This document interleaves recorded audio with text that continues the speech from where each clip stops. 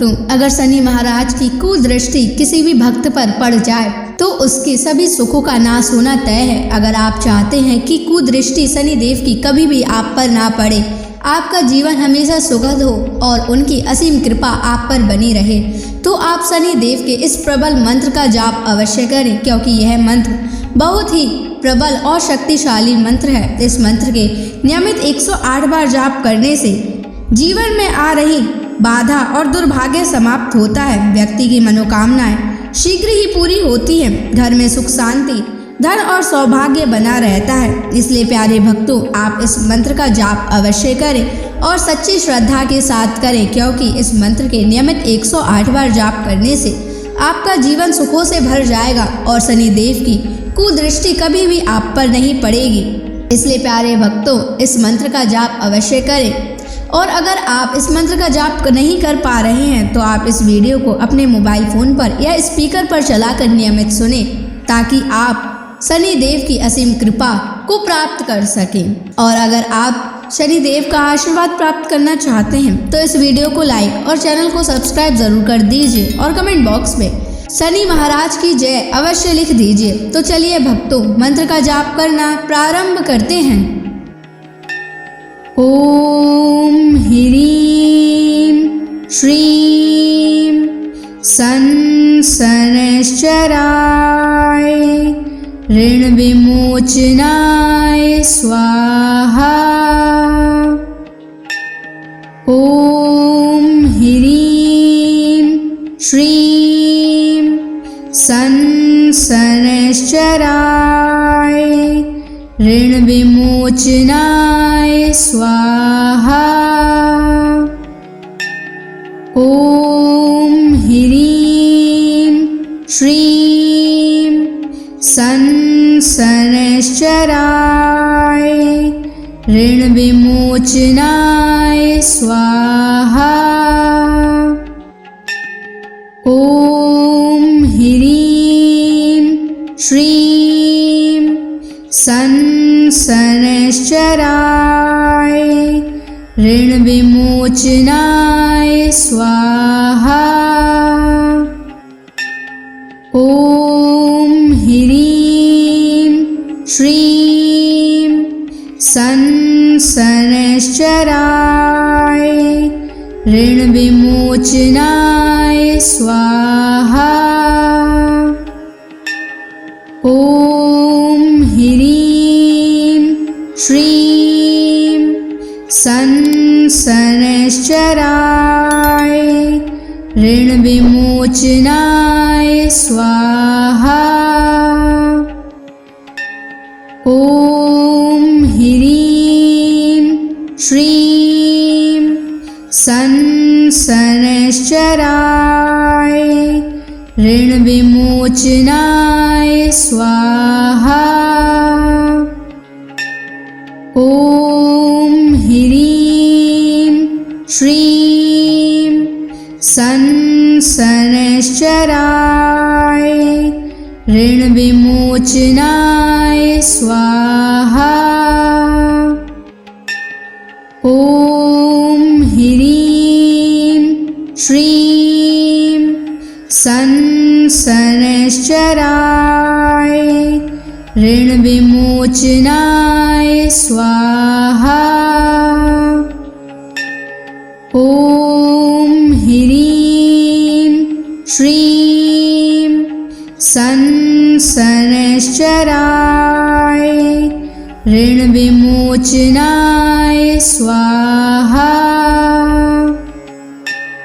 ओम ह्रीं श्रीं शनैश्चराय ऋण विमोचनाय स्वाहा।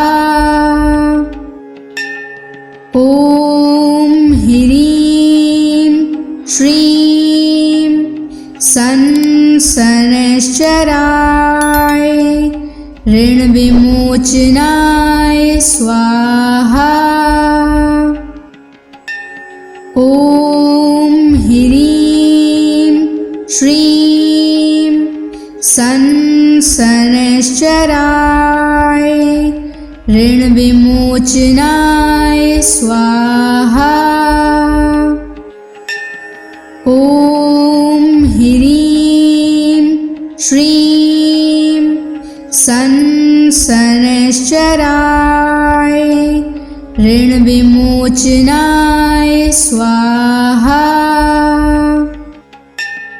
ॐ ह्रीं श्रीं शनैश्चराय ऋणविमोचनाय स्वाहा। ॐ ह्रीं श्रीं शनैश्चराय ऋणविमोचनाय स्वाहा। ॐ ह्रीं श्रीं शनैश्चराय ऋणविमोचनाय स्वाहा। ॐ ह्रीं श्रीं शनैश्चराय ऋणविमोचनाय स्वाहा। ॐ ह्रीं श्रीं शनैश्चराय ऋणविमोचनाय स्वाहा। ॐ ह्रीं श्रीं शनैश्चराय ऋणविमोचनाय स्वाहा। ॐ ह्रीं श्रीं शनैश्चराय ऋणविमोचनाय स्वाहा। ॐ ह्रीं श्रीं शनैश्चराय ऋणविमोचनाय स्वाहा। ॐ ह्रीं श्रीं शनैश्चराय ऋणविमोचनाय स्वाहा। ॐ ह्रीं श्रीं शनैश्चराय ऋणविमोचनाय स्वाहा। ॐ ह्रीं श्रीं शनैश्चराय ऋणविमोचनाय स्वाहा। ॐ ह्रीं श्रीं शनैश्चराय ऋणविमोचनाय स्वाहा। ॐ ह्रीं श्रीं शनैश्चराय ऋणविमोचनाय स्वाहा। ॐ ह्रीं श्रीं शनैश्चराय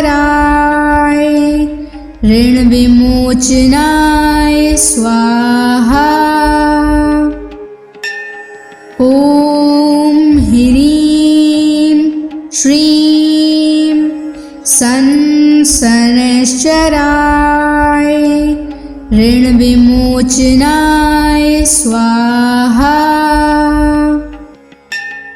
ॐ ह्रीं श्रीं शनैश्चराय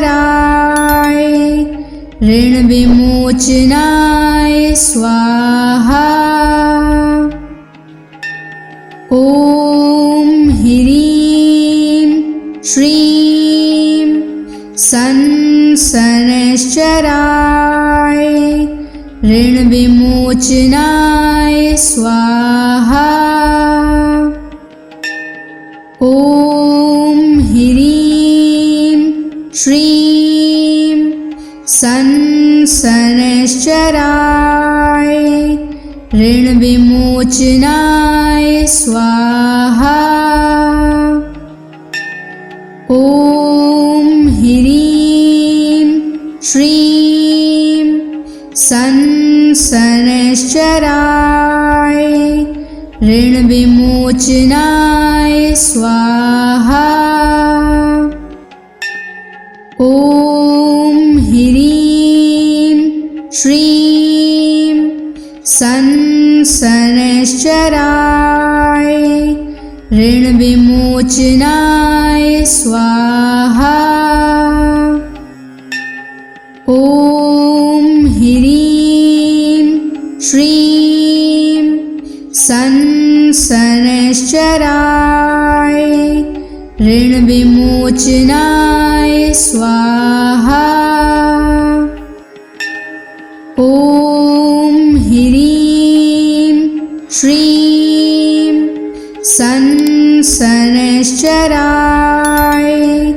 ऋणविमोचनाय स्वाहा। ॐ ह्रीं श्रीं शनैश्चराय ऋणविमोचनाय स्वाहा। ॐ ह्रीं श्रीं शनैश्चराय ऋणविमोचनाय स्वाहा। ॐ ह्रीं श्रीं शनैश्चराय ऋणविमोचनाय स्वाहा। ॐ ह्रीं श्रीं शनैश्चराय ऋणविमोचनाय स्वाहा। ॐ ह्रीं श्रीं शनैश्चराय ऋणविमोचनाय स्वाहा। ॐ ह्रीं श्रीं शनैश्चराय ऋणविमोचनाय स्वाहा। ॐ ह्रीं श्रीं शनैश्चराय ऋणविमोचनाय स्वाहा। ॐ ह्रीं श्रीं शनैश्चराय ऋणविमोचनाय स्वाहा। ॐ ह्रीं श्रीं शनैश्चराय ऋणविमोचनाय स्वाहा। ॐ ह्रीं श्रीं शनैश्चराय ऋणविमोचनाय स्वाहा। ॐ ह्रीं श्रीं शनैश्चराय ऋणविमोचनाय स्वाहा। ॐ ह्रीं श्रीं शनैश्चराय ऋणविमोचनाय स्वाहा। ॐ ह्रीं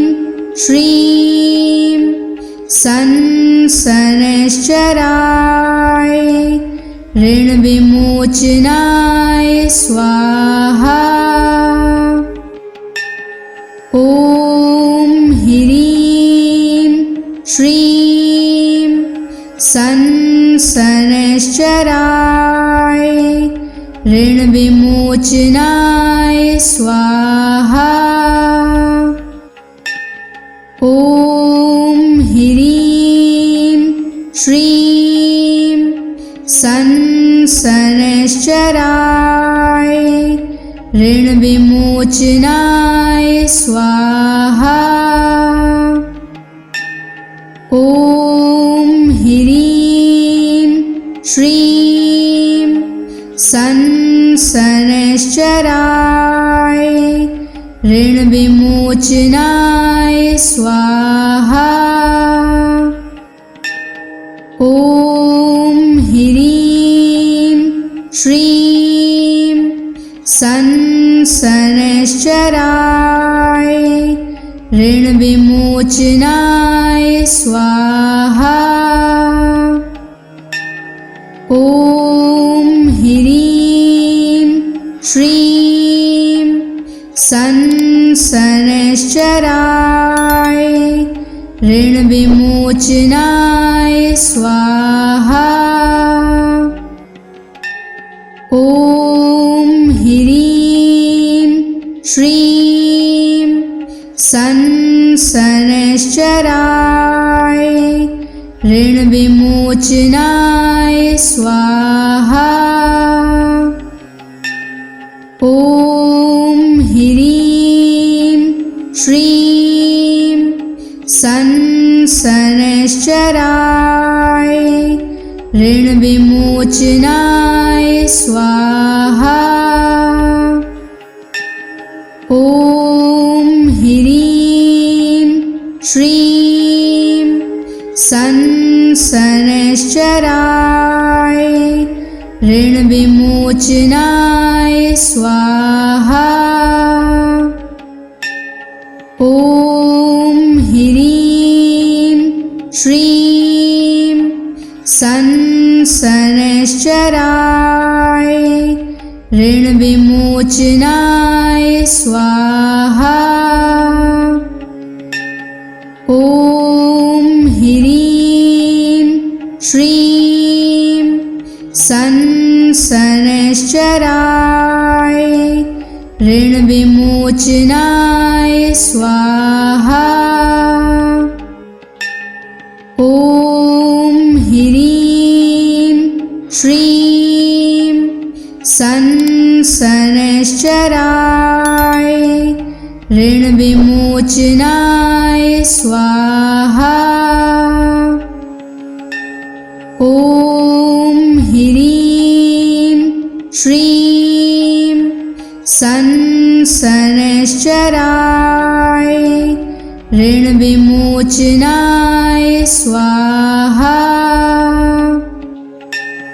ॐ ह्रीं श्रीं शनैश्चराय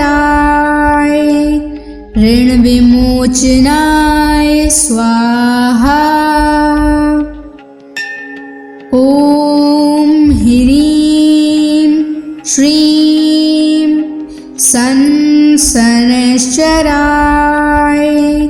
ऋण विमोचनाय स्वाहा। ॐ ह्रीं श्रीं शनैश्चराय ऋण विमोचनाय स्वाहा। ॐ ह्रीं श्रीं शनैश्चराय ऋण विमोचनाय स्वाहा। ॐ ह्रीं श्रीं शनैश्चराय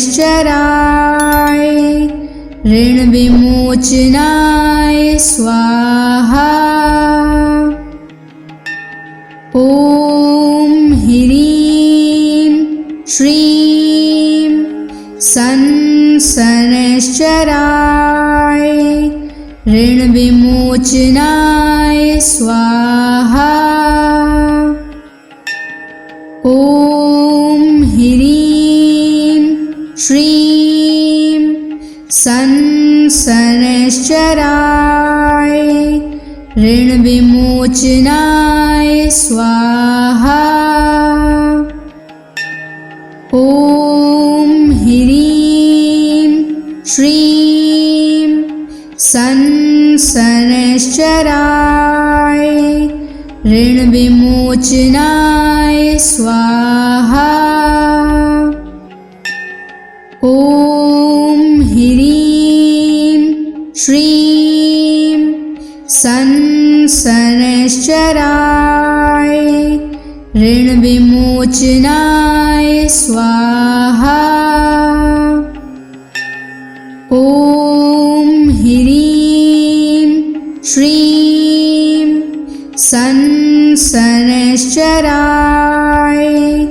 ऋणविमोचनाय स्वाहा। ॐ ह्रीं श्रीं संसनश्चराय ऋणविमोचनाय स्वाहा। ॐ ह्रीं श्रीं संसनश्चराय ऋणविमोचनाय स्वाहा। ॐ ह्रीं श्रीं संसनश्चराय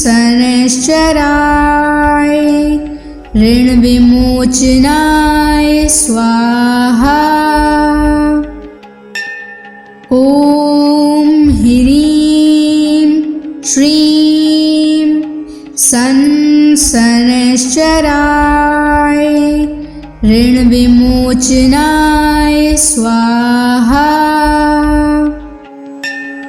ॐ ह्रीं श्रीं संसनश्चराय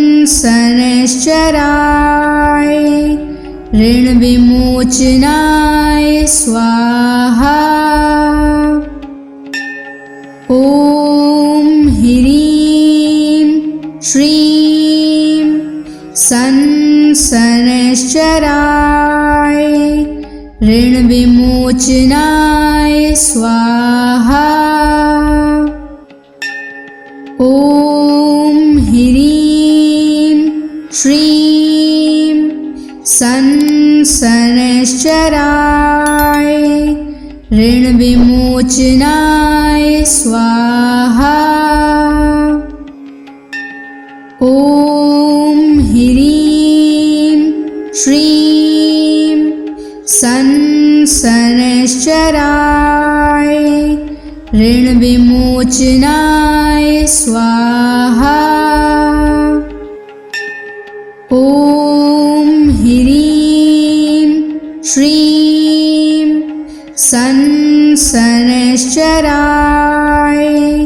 ऋणविमोचनाय स्वाहा। ॐ ह्रीं श्रीं संसनश्चराय ऋणविमोचनाय स्वाहा।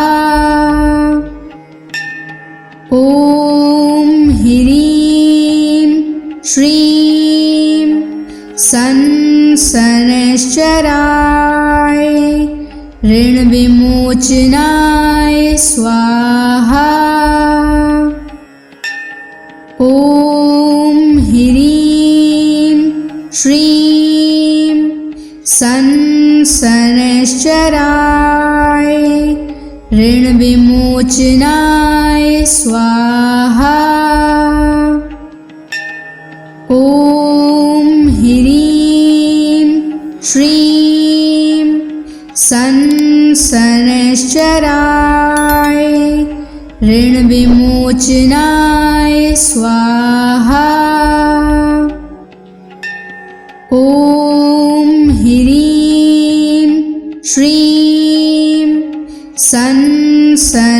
शनैश्चराय ऋणविमोचनाय स्वाहा। ॐ ह्रीं श्रीं शनैश्चराय ऋणविमोचनाय स्वाहा। ॐ ह्रीं श्रीं शनैश्चराय ऋणविमोचनाय स्वाहा।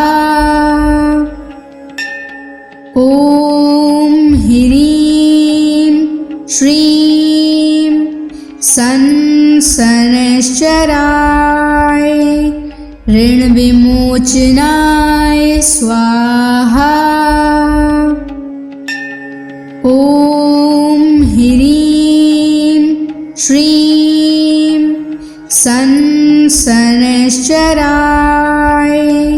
ऋणविमोचनाय स्वाहा।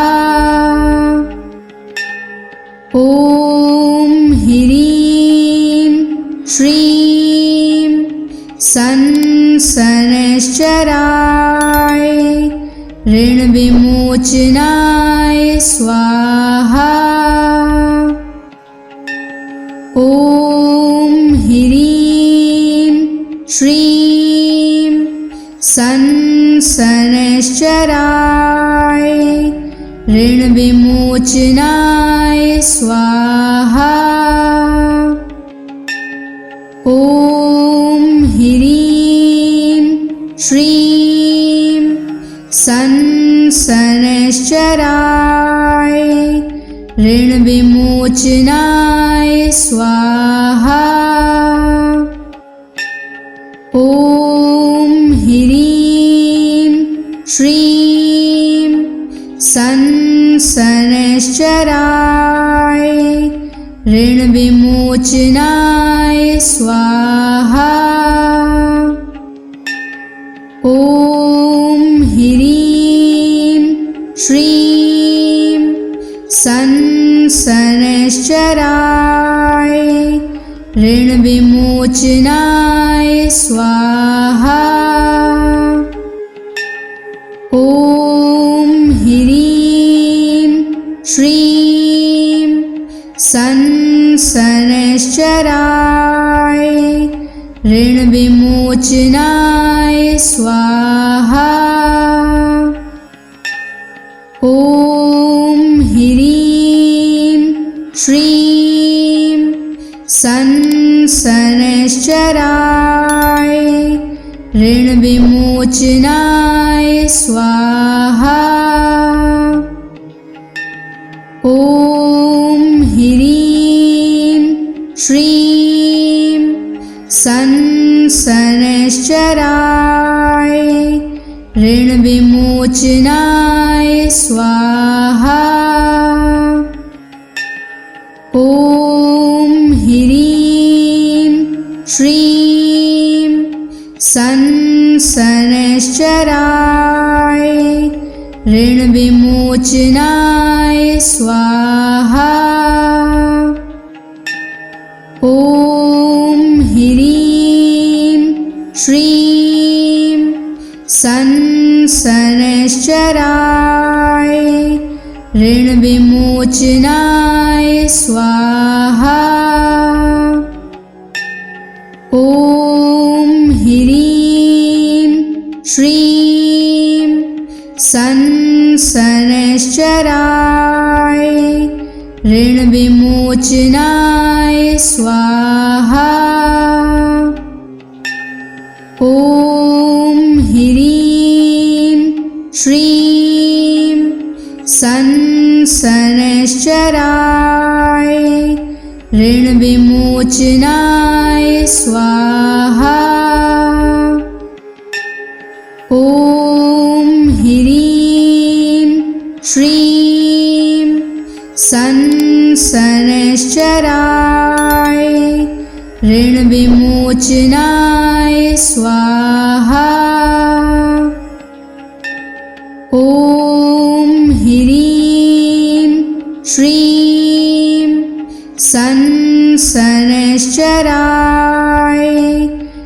ऋणविमोचनाय स्वाहा। ॐ ह्रीं श्रीं शनैश्चराय ऋणविमोचनाय स्वाहा। ॐ ह्रीं श्रीं शनैश्चराय ऋणविमोचनाय स्वाहा।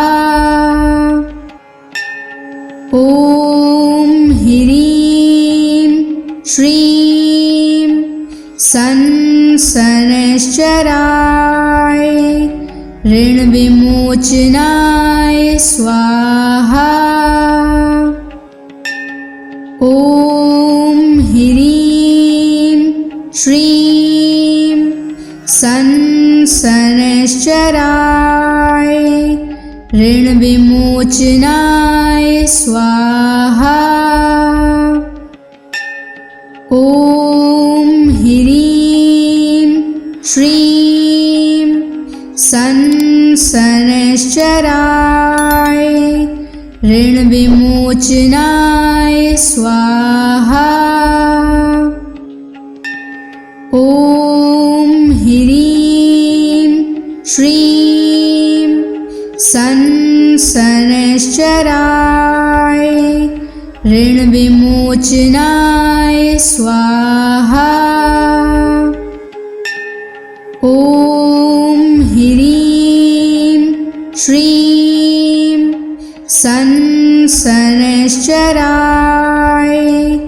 ऋणविमोचनाय स्वाहा। ॐ ह्रीं श्रीं शनैश्चराय ऋणविमोचनाय स्वाहा। ॐ ह्रीं श्रीं शनैश्चराय ऋणविमोचनाय स्वाहा। ॐ ह्रीं श्रीं शनैश्चराय ऋणविमोचनाय स्वाहा। ॐ ह्रीं श्रीं शनैश्चराय ऋणविमोचनाय स्वाहा।